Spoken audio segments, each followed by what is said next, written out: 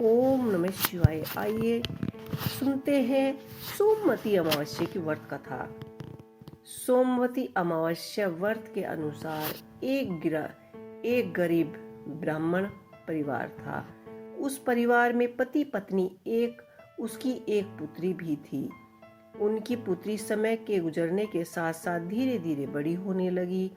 उस पुत्री में बढ़ती उम्र के साथ सभी स्त्रीयोजक सैगुणों का विकास हो रहा था।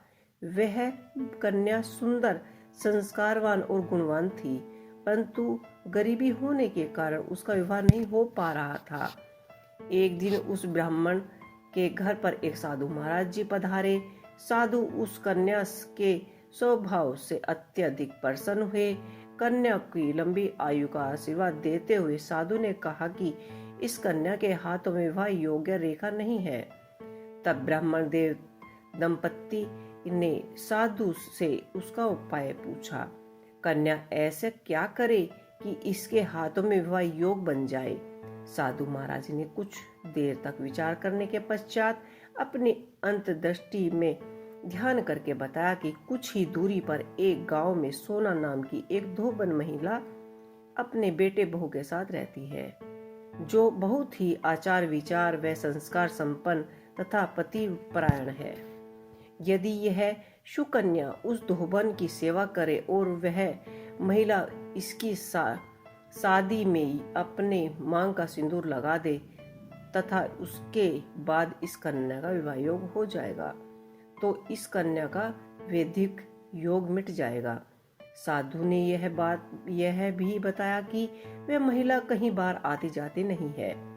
यह बात सुनकर ब्राह्मणी ने अपनी बेटी से धोबनी की सेवा करने का प्रस्ताव रखा। अगले दिन से ही कन्या प्रातः काल उठती और सोना धोबन के घर जाकर साफ सफाई अन्य सारा काम करके वापस आ जाती। एक दिन सोना धोबन अपनी बहू से पूछती है कि तुम तो सुबह उठकर सारा काम कर लेती हो और मुझे पता भी नहीं चलता। बहू ने कहा, नहीं माँ जी, मैंने सोचा आप ही सारा काम कर लेती हैं, सुबह उठकर सारे काम खुद ही खत्म कर लेती हैं, मैं तो देर से ही उठती हूँ। यह सब जानकर दोनों सास बहू घर की निगरानी रखने लगी और कहने लगी कि जो सुबह ही घर का सारा काम करके चला जाता है।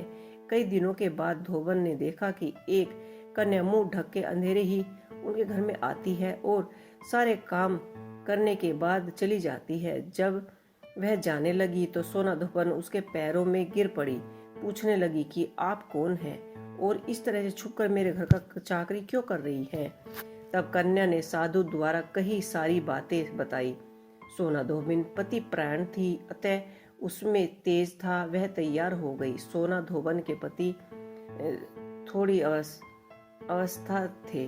उसने अपनी बहू से अपने लौट आने तक घर में ही रहने को कहा। सोना धोबन ने जैसे ही अपनी मांग का सिंदूर उस कन्या की मांग में लगाया तो सोना धोबन का पति मर गया। उसे इस बात का पता चल गया। वह घर से निर्जला ही चली थी।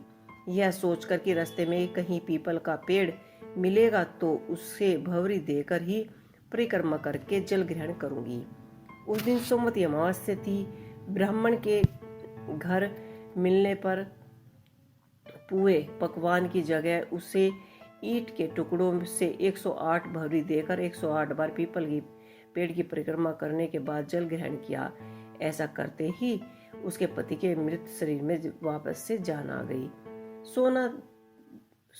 सोना धोबिन का पति फिर से जीवित हो उठा।